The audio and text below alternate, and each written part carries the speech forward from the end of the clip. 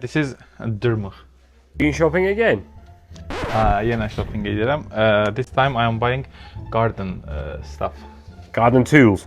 Tools, hə. This is dırmıq. You mean a rake? A rake. Hiçbir şey. A rake. Sən deyirsən, elədim. I also need this lapatka. You mean a shovel? Shovel. Yes, show göstərir arada, yadımıza qalar. And I will also buy this. This is hanita. Hanita? What do you mean? Honey, bal, ta tərcümə olunmuş. Okay. This is Axe.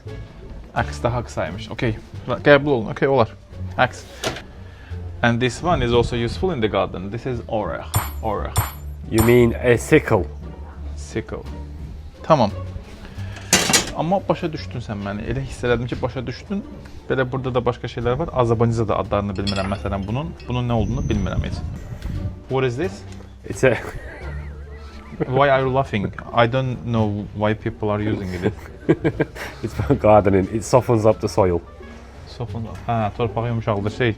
Başa düşdüm. Okay. Misyon bitsə sağ ol. If your mission is completed, goodbye. Yes. Happy shopping. Sağ ol.